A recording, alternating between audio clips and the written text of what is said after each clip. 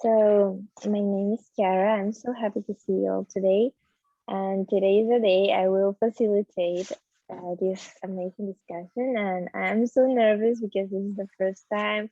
And after Hime, Gabi, and all these amazing people that had already facilitated, I'm now very nervous. But hopefully we can have a great discussion. And well, I'm happy to see you today. So my name is Kiara, and I am from Peru, from Lima, Peru, and I am a recent graduate from medical school. And well, some fun fact that I will love to share with you is that my favorite place in Peru is some place near Lima, which is called Ica, especially Paracas. I go there since I'm a little child, once or twice a year, and I spend most of my vacations there. It's very, very close to the beach, and it's a very, very beautiful place to rest. So maybe Hime can introduce herself and share like her favorite place in her country. Hola, yes, I will. My name is Maria, and I'm from Guatemala.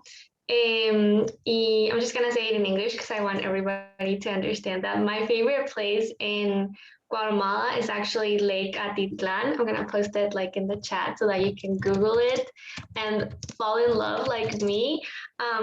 It's filled with volcanoes and it's just like the most beautiful lake in the world. It actually inspired the book The Little Prince. And it's such a special place. Hopefully you'll love it too through Google Images. And maybe, Kirsten, do you want to say hi and tell us what's your favorite place in your country? Yes, hello, good morning everyone, and I'm sure Kiara will do a great job today. So excited to hear her facilitate today. And as for my favorite place, as you know that I am, not quite outdoorsy person. So usually I don't go outdoors, but maybe there is a park in my neighborhood. So I often visit that park, try to calm down and solve cases while being there. So that's one place which I would say. I am sorry to disappoint you, but there is no fancy place which I can tell you because I usually don't visit any. But then maybe Rafa can tell us. Rafa, what do you think? Do you have any specific place in Brazil which you think attracts you? So hi everyone. Unfortunately, I've never been able to visit a lot of places in Brazil, but the place that I went and I really enjoyed the most was like the Iguazu Falls. Maybe you guys can Google that. It's like this huge falls that we have here in Brazil, and it's considered one of the 7 wonders in the world, and it's really, really beautiful. So I really encourage everyone to visit it someday. So maybe Gabriel can share a little bit about his story as well. Hi everyone, my name is Gabriel, as well from Kiara. I am from Lima, Peru. And I think my favorite place here in Peru is Piura, which is a city located in the north of Peru. It's very well known for having a lot of beautiful beaches. And I enjoy all my summers there. And my last vacation, I was there and it was really amazing.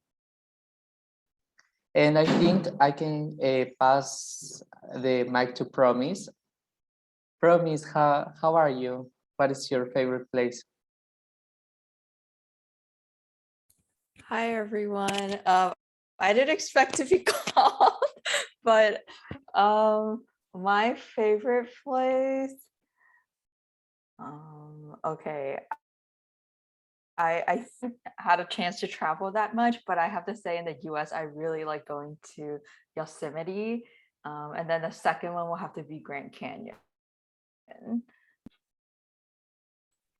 Oh, did you hear that? Like she says, I haven't traveled that much and names 2 of the most beautiful places on planet Earth. You're too humble in all respects, my friend, medical and otherwise. Maybe you can have Anne-Marie say hello too. Hi, everyone. Good morning. So happy to be here. I am having trouble picking a favorite place, but it would probably be Colorado Springs. I spent a lot of time around there, just hiking in the mountains, and it's one of my favorite places in the US. And with that, has everyone introduced themselves? I guess, Robbie, what's your favorite place in the US? Yeah, my favorite place in the U.S. is unfortunately I haven't dabbled as much as I would like to, but it's hands down Yosemite so far. My favorite place in Lebanon is, well, as you may know, the Lebanese flag is actually adorned with a cedar tree. And the cedars are a collection of ancient trees over 2,000 years old that are still alive and well in the northeastern part of Lebanon. And going there is surreal. Like you see things that exist that have stood there for thousands of years, that have witnessed, that have both incredibly promising but also incredibly devastating history of that region. And so it really is kind of surreal to go there and look at a tree which is not looking back at you, but really has witnessed all the things written in many prominent textbooks not textbooks, but textbooks and books of powerful religion and over thousands of years. So it's really, really cool to do that. And maybe, not to put any pressure on anybody, we can ask somebody to present a case of the ages, like the cedars of the ages, if anybody has one. So please volunteer to present if you have a case. And with that, I'll pass the Yes, I should have said that before. We need a case just at the beginning. And the discussion for today will be like, we all can discuss in the chat, and I will try to keep all the comments out loud. Oh my God, Han has a case. I have missed Han a lot. Oh, I'm so happy. Yeah, nice. So I just have one curious question, Ravi. What are you drinking today? I'm drinking a mixture of vodka, wine, and I'm just kidding. No, I'm drinking pure Kenyan tea. I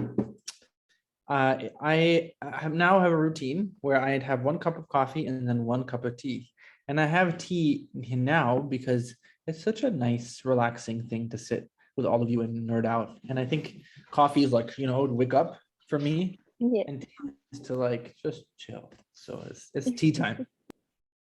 Wow, amazing. I will follow your advice. I will have a tea and a coffee later. I love it. So let's start. Maybe, and Han, you can give us the chief complaint. Oh, well, you're an expert case presenter, so you can start however you want.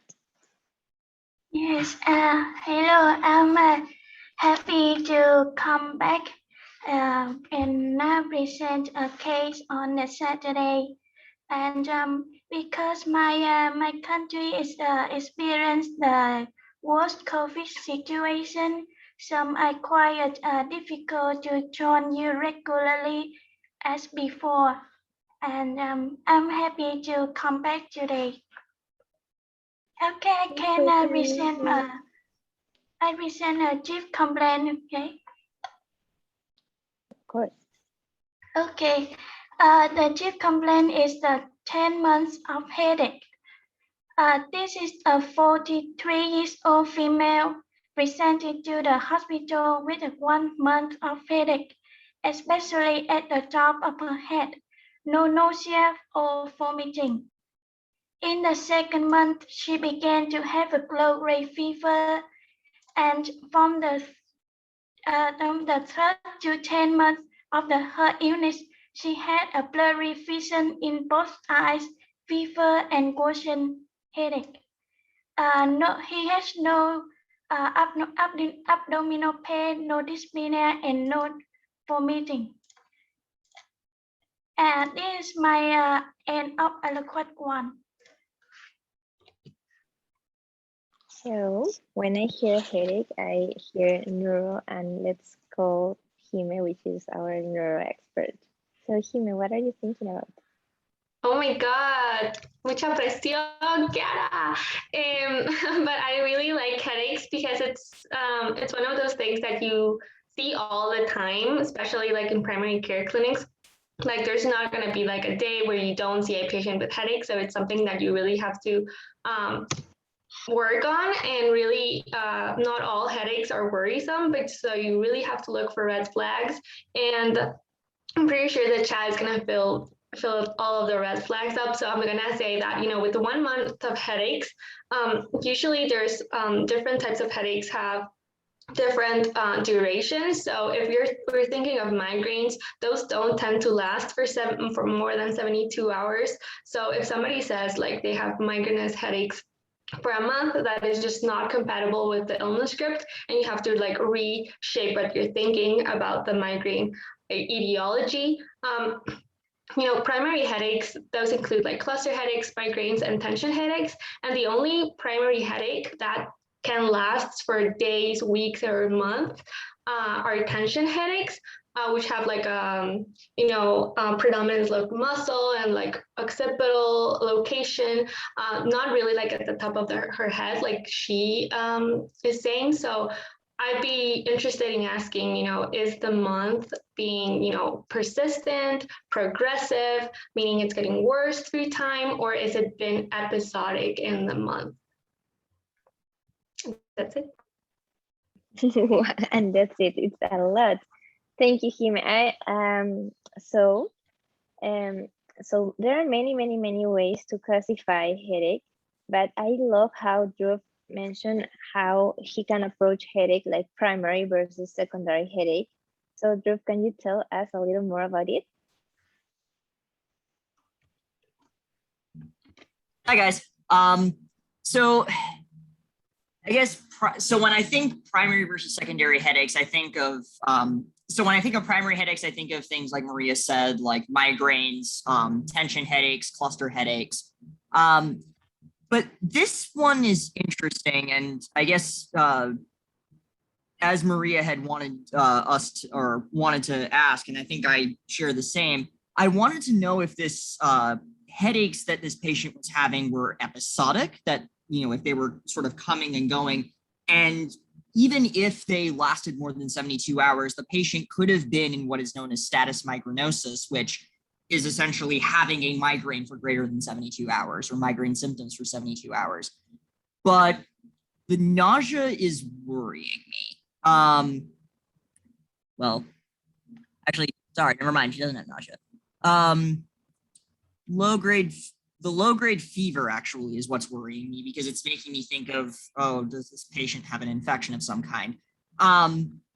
If this headache was positional, that would also worry me, because it could indicate increased intracranial pressure. As Dr. Aaron Berkowitz had said to me when I had initially talked about it in one of the cases that was, I think it was actually a VMR case that was posted on the podcast,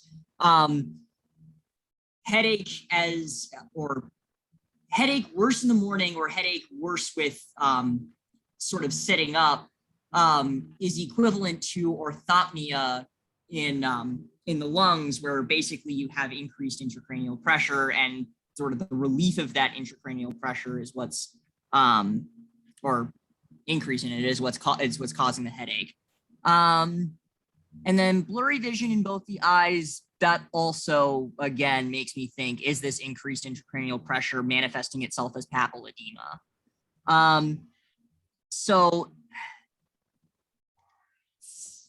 I mean, at this point right now, those are probably the main things that are making me worried, but we need more info. Wow, thank you so much, Drew. You are like amazing with your approaches of primary versus secondary, and I love also how you like to emphasize in the never miss, because we have headaches, right, but we also need to know what can we rule out and what are like the most important diagnoses we cannot miss to try to treat this patient. So with that, don't miss diagnosis with a headache. I always think many diagnoses I would love to rule out before, like subarachnoid hemorrhage. This is a little less likely because it is a month, but even this can be like a slow hemorrhage going there, and we need to rule out that. Also, meningitis is an important diagnosis. Maybe in an older patient, we have to think about temporal giant cell arteritis.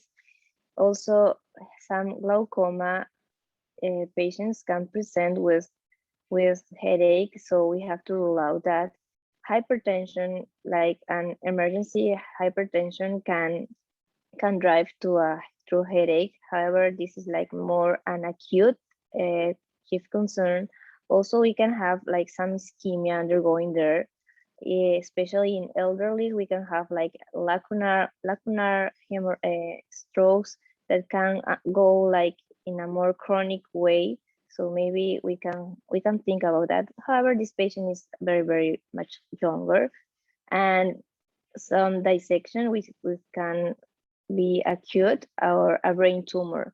We also have to rule out a brain tumor with this chief concern. So I'm not saying that these are the diagnoses of more importance, but we need to rule out these because these are like more dangerous for our patients.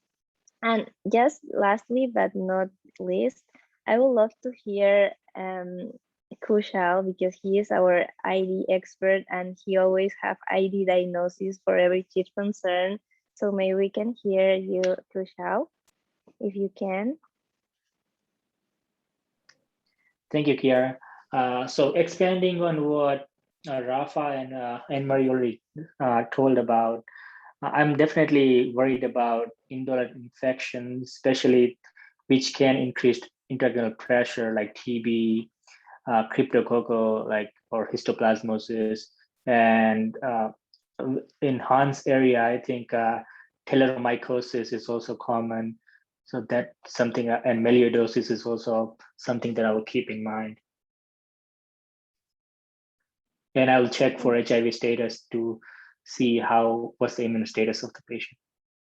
Yeah, you're totally right. Thank you so much, Kushal. You're always brilliant. So we can keep listening to Han. Okay.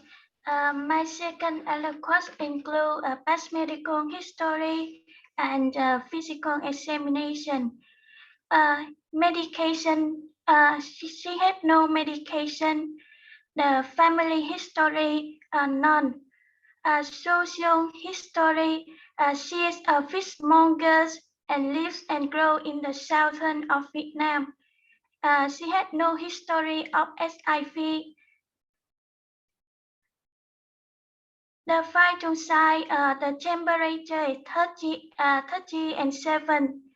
The heart rate is 110.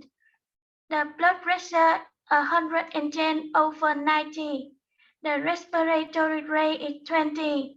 The saturation, we have no report from the saturation. The Glasgow scale is 15. General sheet awake, tired appearance and agitated. She had a pink conjunctiva and no LAD, no ulcers. Examination of her eyes, we revealed that she had a prominent and nystagmus positive. She had a limitation of extraocular movement and no dropping eyelids. The cardiovascular examination, no murmurs, no gallops. The pulmonary is normal breath sounds. Abdominal, no lesion, no distension, and no tenderness. The neurology, she has a neck stiffness positive, a negative with the clinic side and Benbeke side. Extremity and skin, the CRT below 2 seconds. She had no weakness and regular bone raise. And that is end my allocation. Thank you so much, Han. These are amazing new information. This is amazing new information. I would love to hear Anne-Marie's this comment because she also wants to know about eosinophilia. So what are you thinking about, Anne-Marie? Sarah, I do not pretend to have any of the extensive ID knowledge that Kushal has, but kind of when I heard about something happening pretty indolently with some unique exposure, such as being a fishmonger in Vietnam, I was thinking about, like, could there be some sort of parasitic infection going on here. Of course, want to know the immune status and everything, but we were talking about even things like Cryptococcus. I would expect they can be more indolent, but I don't really think of 10 months of symptoms. So I would be kind of like going online, trying to look about like what fish-borne like parasitic infections could be at play here. And then also looking for eosinophilia on the labs to see if that could kind of be a clue that could point to an atypical infection. So that would just be kind of like some of my thoughts. I know like there's a I'm gonna like mess up all these names, but yeah, those are just some thoughts I had. Thank you so much. Just to clarify, you're as amazing as Kusha with ID diagnosis. You're just amazing. And so just to continue with like the ID approach, maybe Maria can tell us a little more about this meningitis triad. Yeah, so the meningitis triad has been stated as like the signs you have to look for in meningitis. So we have fever, headache, and meningismus, which is like the neck stiffness, the Kernig positive, which, triads, I really hate them because they're never going to present that way. So I don't remember, but the percentage of patients who have all three are very very low. Like I'm guessing like below 50%, but the amount of patients who have at least one fever, headache, or neck rigidity for meningismus is super high. So at least one is always going to be there. And very interesting that, she's been having this for a long time, and meningitis, at least like bacterial pyogenes meningitis, is very acute and very debilitating very fast. So for her to have like meningitis for the last 10 months is just not compatible. We might need to consider things like that are atypical infections that might be like longer lasting, and or maybe like a superimposed acute infection along like a chronic illness course. And Kernig signs are something that, it's very rare to see them. You usually, like in modern day era with antibiotics available, it's very rare to see Kernig signs positive, because that just means that the meningitis is very severe. So it's usually mostly seen nowadays in like low resource settings. So I'm just thinking, how sick is she? How concerning is this that she's having this for the longest time, and she's have like Kernig positive, and very, I don't know, very worried. Well, neuro expert, you're totally right. And we have like a long course of the disease, like 3 to 10 months. So maybe bacterial infections are like a little less likely. And also I remember our amazing teacher Aaron Berkowitz that always remind us that even if with the absence of meningitis signs, we cannot rule out meningitis, so we can look further for any other possibilities. And I have seen in the chat Yasim Ran Singh, which he have been talking about occupation exposures or many other etiologies. Maybe can you talk us about that? Hello. So I was wondering, like, if she's exposed to the water, so we have parasites that can go through the skin.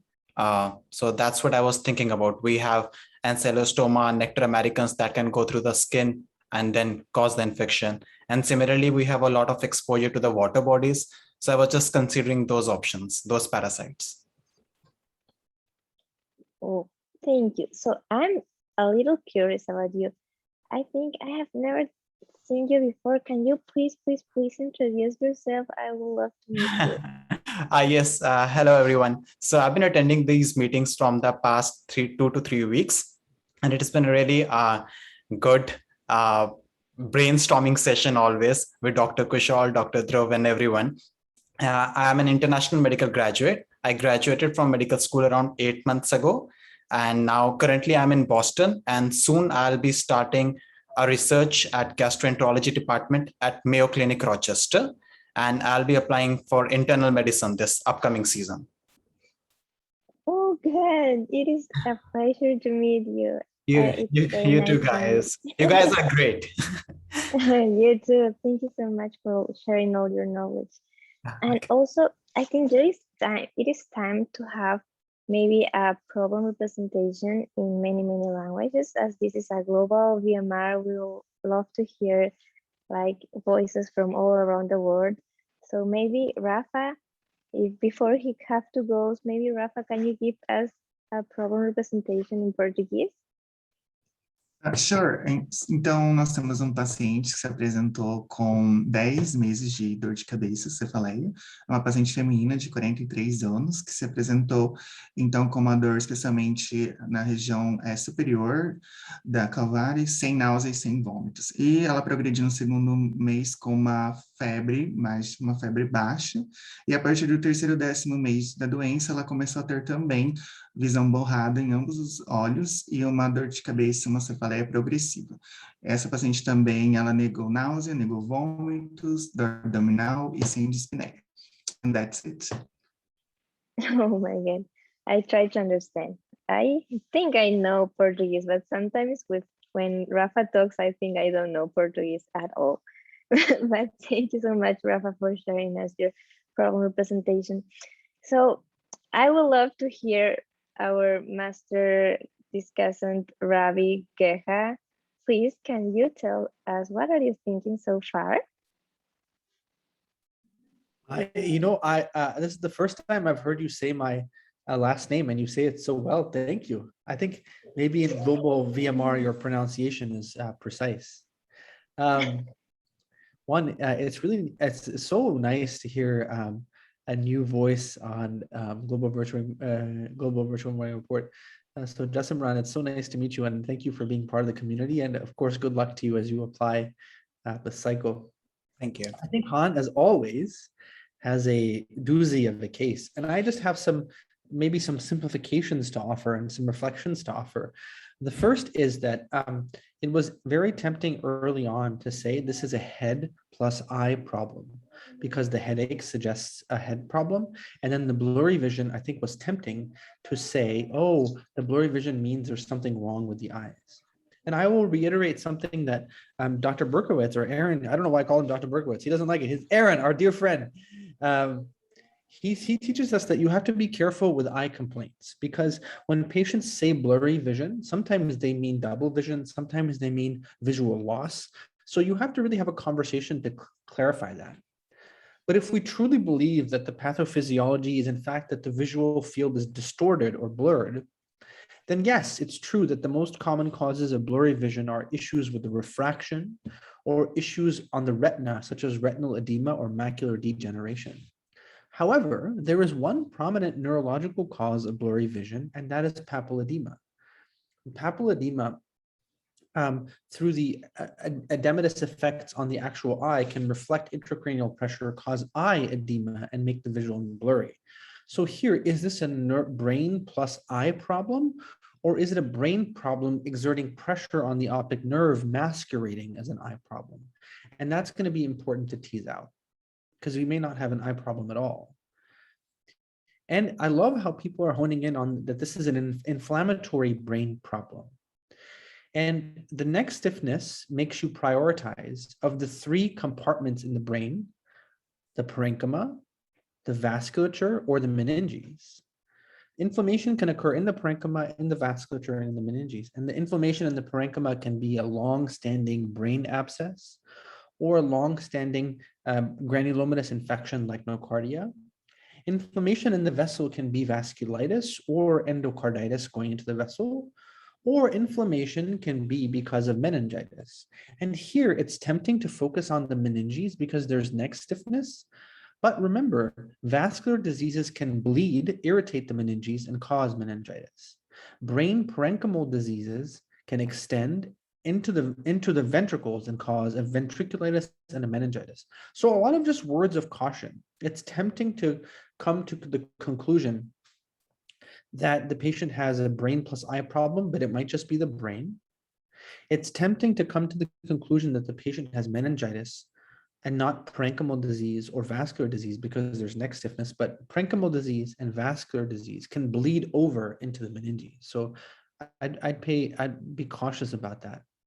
And yes, I think a subacute disease process, as Anne-Marie picked out, is crucial to prioritize, which truthfully, to get a little bit esoteric, there are 3 common causes of infectious eosinophilic meningitis. And those are gnathosomiasis, angiostrongylus, and Baylisascariasis, which is a raccoon-based infection. But angiostrongylus, which is actually not uncommon, typically presents acutely or subacutely. So here you have to weigh, hey, if this is a parasite, it probably is angiostrongylus, but the time course of 10 months is a little bit of a ding against that. So as you learn more about angiostrongylus, you'll learn it's actually very common in South Asia and actually Hawaii, but it typically presents more abruptly than this presentation. So that's a ding against it. All right, I've rambled long enough and I'll give you the mic back here. Thank you so much, Ravi. You're amazing as always.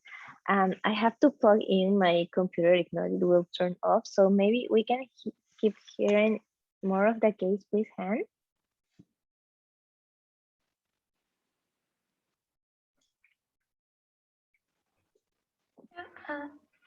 Okay, I start the alloquatry with the hematology and chemistry and the CSF investigation.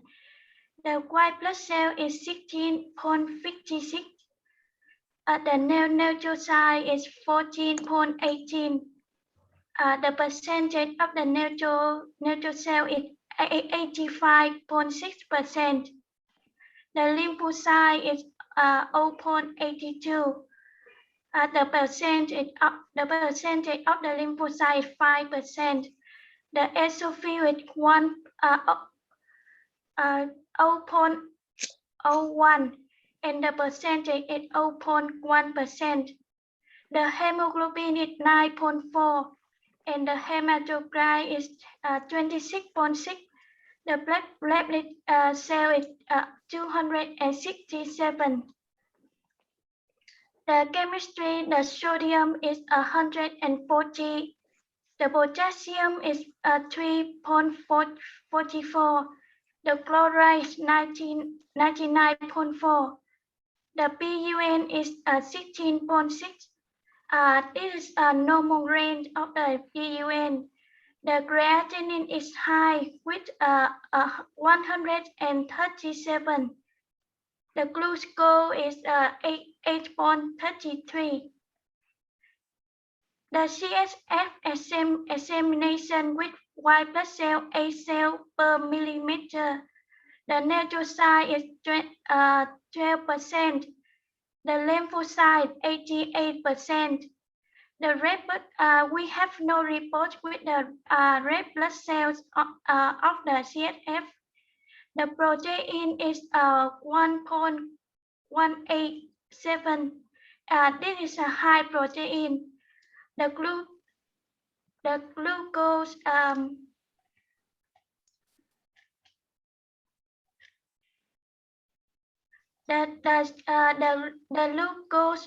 CSF over glucose serum is 0.39 over 6.76. This is a low ratio of the glucose between CSF and serum. The lactate is 5.96, which is high lactate. The ECC is unremarkable. The chest ray is unremarkable. We have imaging of the brain, MRI, with a lesion in the right cerebral vermis and the right temporal lobe with dilated ventricle. This is end of my alloquatry. Oh my God, what an alibot. And you're amazing. Thank you so much for sharing all this information and so in that order that we can understand so well. So I know that our dear friend Kirtan hasn't talk in the chat a lot today, but I would love to hear him right now. So what are you thinking about, Kirtan? Oh, thank you so much, Kiara. Way to put someone on the spot, when someone is teaching and you are telling them. No, it's totally fine. So yes, I totally agree with Rabi that what is causing the meningeal irritation, we have to find that out. And these eye findings are really intriguing. The patient had prominent nystagmus. So of course, I want to evaluate that. What is causing that nystagmus? I mean, we know that there can be peripheral cause as well as a central cause.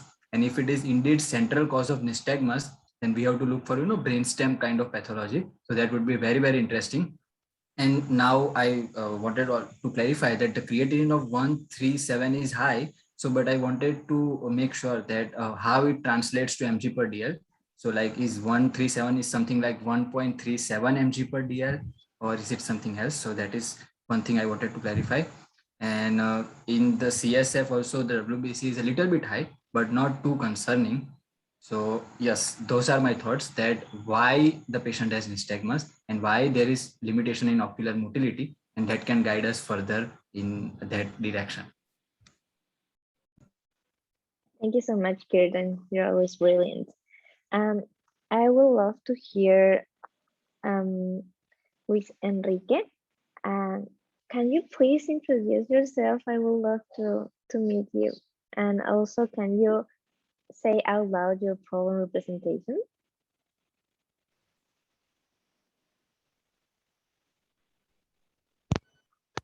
Hi. Hi. Hello. Yes, we can hear you.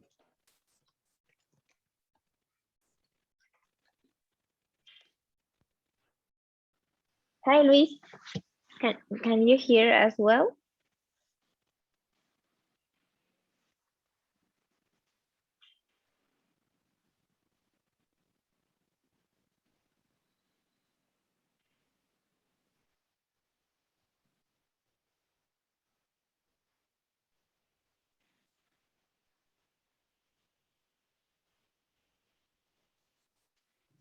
Hey, Luis. I think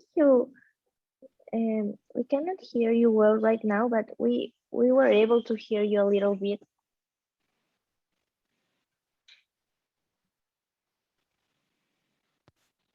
No, I'm sorry. I'm having some trouble here. No, that's perfect. Don't worry. Hey, so who are you? Where are you from? So I'm from Brazil, from Porto Alegre. I'm a 50-year medical student. This is my first time talking to you guys, but not the first time seeing you.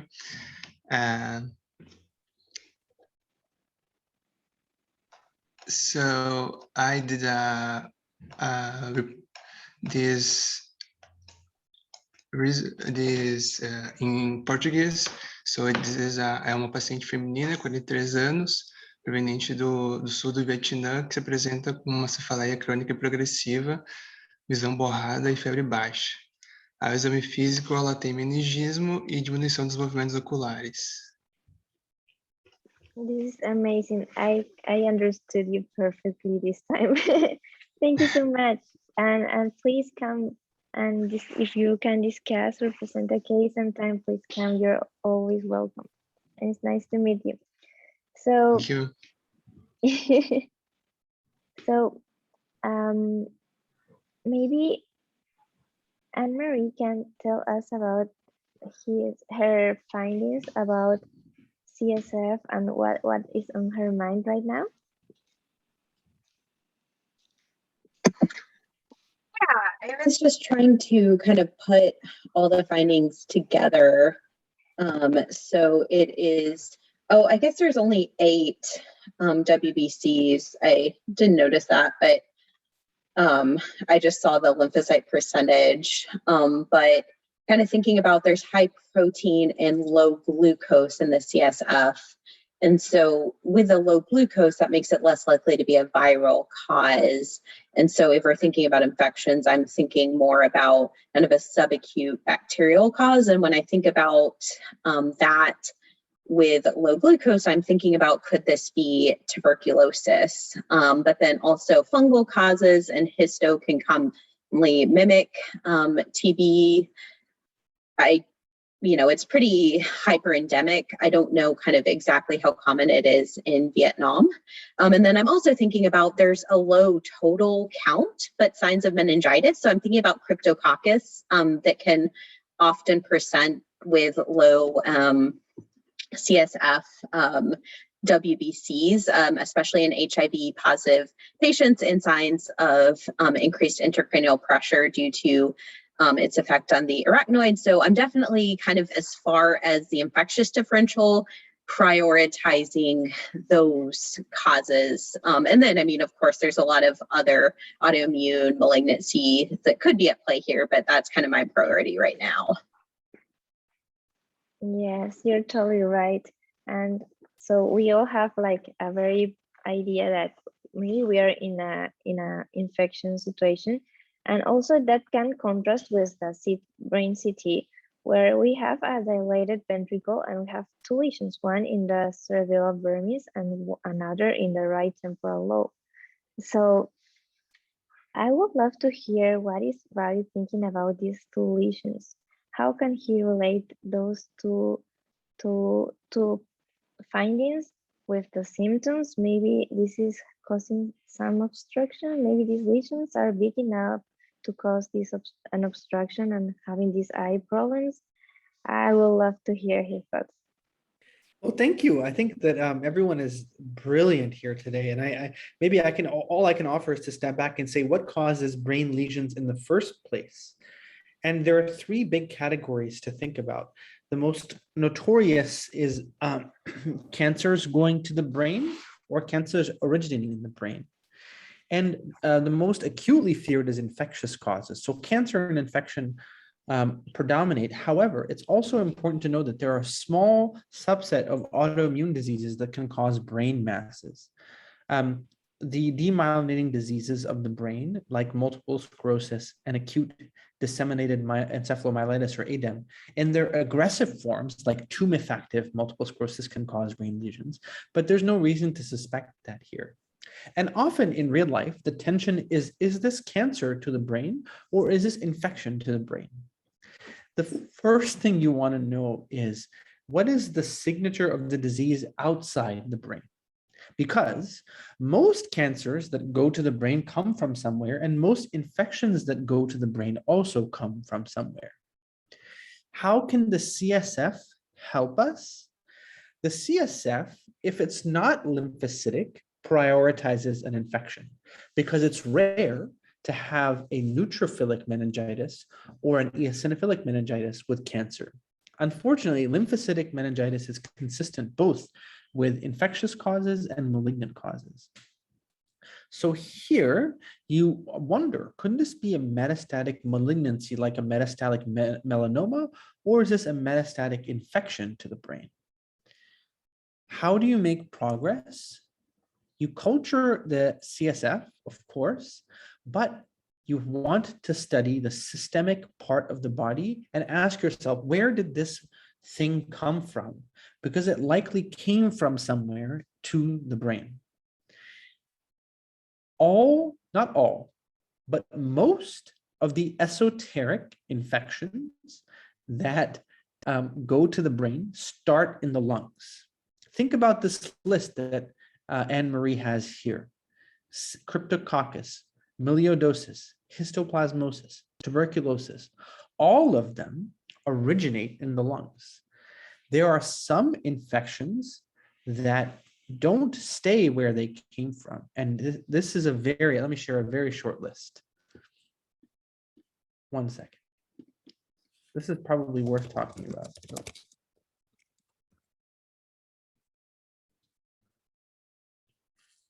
Okay. Ready. So the question is, did this come from the lungs? In which case we have to look at the lungs and see what the lung disease is, or is it brain only? And in brain only, there's some molds to think about, some parasites to think about, and an amoeba to think about. In immunocompromised hosts, like in those with HIV, we also, in addition to this, have to think about toxo, the Henry says, trypanosomiasis in some cases, and these two moles. So now the key question is there something outside the brain that will give us a clue, or is this a brain-only disease? Brilliant as always. Now I was totally blind and I wasn't thinking about malignant causes for a moment, but you're totally right. This can be even infection or malignancy. So I think the only one who can give us that answer is Han. So maybe Han, can you give us a little more information?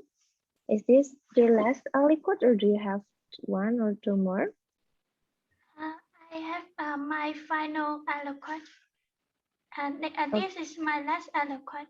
And I will review the diagnosis. The final aliquot is a microscopy for CSF. We do an India ink stain, visualize with a thick capsule yeast, and I think we all think that is the final diagnosis is the meningitis due to Cryptococcus pneumoniae. Wow. Oh my God. Thank you so much, Han. Your your presentation is amazing as always. You always bring us so many beautiful cases. So I'm just curious, how did the patient goes? Do you know a little more about that?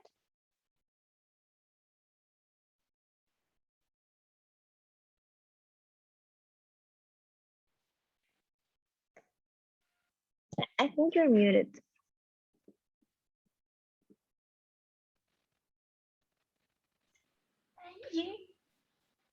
You asked me, Kira. Oh yes, Han. I was wondering, how did the patient go? Is the patient going well? The patient has on the antifungals and she has been discharged from the hospital after a week after medication because this is case I do with my friends from third year medical student. So I'm sorry that I'm not review the follow-up of the patient. But I remember that she was discharged from the hospital after a week, and actually she has diagnosed with the meningitis due to tuberculosis from the first month of her illness, and she was treated with anti-tuberculosis drug in 9 months. But there was no improvement in her symptom, and so that the physician reviewed again her diagnosis, and we have a final diagnosis with a fungal meningitis due to a fungal. Yes. Oh my God! Thank you so much, Han, for bringing us this amazing pearl that we can confuse or misdiagnose crypto with TB. This is very important to know. So maybe we can pass to Kirtan to tell us his amazing and brilliant teaching points. Yeah, sure. So thank you so much, Han, for presenting that case. And Kiara, as we discussed in the back room, the back room was very tense, but now I am sure that back room wouldn't have been tense if we had known in advance that how well are you going to do it. So it was amazing. Thank you so much. And thank you to Anne-Marie, Kushal, everyone for their vital insights, to our newcomers too, Lewis and Jasimran. Thank you so much for joining us and talking about now how to make sense of this case. So first we started with the headaches. So Maria beautifully, laid down the pathway that how to manage the headaches and how to categorize them. So we talked about primary headaches, we talked about the secondary headaches, and Drew talked about the migraine, the cluster headaches and everything. But then we also have to prioritize the must not miss things. So one of the first things which Drew mentioned was that what if the blurry vision can be linked to raised ICP? And as it turns out, eventually it was the case. So we also have to look for subarachnoid hemorrhage. We have to look for arterial dissections. We have to look for meningitis or tumors. But given the fact that patient had symptoms for so long, we are less concerned about some bacterial causes of meningitis because they tend to cause acute presentation rather than the chronic presentation. Then what about the epidemiologic clues and clues from the examination findings? Then in the examination, we find that the patient has nystagmus, the patient has limitation of the extraocular muscles of the eyes, the patient also has neck stiffness. Now the neck stiffness again raises the suspicion for meningitis, and Rabi beautifully mentioned that what if we are dealing not with some chronic infection, but we are dealing with, a vascular problem, because sometimes a tiny bleed can irritate the meningeal linings and that can cause the headaches and everything. But then Rabi also reminded us that there are some granulomatous infections that we shouldn't miss. And in those infections, apart from tuberculosis and toxoplasmosis, we even have to consider dimorphic fungi, which means histoplasmosis, plastomycosis, coccidiomycosis. We even have to consider some bacteria like nocardiosis, which can present in this way. So that was our examination, and that pointed us somewhere towards, brain plus eye syndromes, like what can cause raised ICP, what can cause the meningeal symptoms. Then we got a crucial piece of the puzzle, that is the lab findings. So in the lab findings, the CSF was very intriguing because in CSF, the glucose was low and the WBC were a little bit high. And Rabi mentioned that lymphocytic pleocytosis raises the suspicion for chronic infections, granulomatous infection, because neutrophilic meningitis and eosinophilic meningitis do not tend to present in this manner. And Anne Mary also mentioned that if the glucose is low, then that really prioritizes the possibility of Cryptococcus, tuberculosis, or certain dimorphic fungi, because they tend to cause glucose low and chronic infection at the same time. All other bacteria can cause low glucose, but they will tend to present acutely rather than chronically, as in our case. And now if we put everything together, so like if there was a way to summarize everything, and if there are certain pivot points through which we can move to the final diagnosis, then there are just three things. That if you find someone who has like chronic headaches, if someone who has got papilledema, we are assuming that it is papilledema due to raised ICP. And finally, if we find the evidence of hypoglycorrhea in the CSF, then even these three findings can cement the diagnosis either to Cryptococcus or tuberculosis or toxoplasmosis, because considering the time course, considering all other symptoms, nothing else fits the best. So it was, perfect script for Cryptococcus. And finally, the Indian ink stain sealed the diagnosis by looking at the characteristic capsule of the Cryptococcus neoformans. So usually we see that in, immunocompromised patients, but every once in a while you can get in immunocompetent patients too, especially in the endemic areas. So thank you so much, Han, for an amazingly crafted case, and we learned so much from it. And maybe Rabi or Kiara, do you have some ending thoughts? Like what's the takeaway message from this case? I think the takeaway is that Kiara was absolutely brilliant. I think you saw how she told us before that she was very nervous, but she was cool, calm, collected. And I think it is really hard as a facilitator to share your own thinking. And I was very happy to see that despite this being the first time she's facilitating, she has the confidence in herself to share what she's thinking, which is very hard. I also love how we got to see a couple of new faces today, and no doubt inspired by how welcoming Kiara was. And of course, we wish you really, really well, Han. I know it has been crazy in Vietnam based on what we've read, and so hope that you being on VMR is a sign that things are getting better, and hopefully they'll stay that way. I'll give the final word to Kiara, but I wanted to thank her on all of our behalf for jumping in and doing a wonderful job today.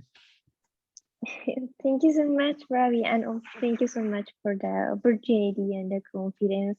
I was so nervous, and I still nervous. I don't know why, but I think things get better when you all help me, because you all participate and you're brilliant discussion that things get better thanks to all of you. And I really, really hope, Han, please stay safe, and please let us know if you need anything, because you're always welcome here, and we know you from a lot of time, and I hope things get better. And just a brief thing I was a little sad about, and I would love to share with you, is that I have recently read that there was a bad earthquake in Haiti, and I know you all know how Aaron had shared with us many experiences in Haiti, and not knowing that there has been an earthquake and many bad things there. I don't know. I think things can get better and there too. So love to see you today, friends, and I hope we can see you all next week. Bye.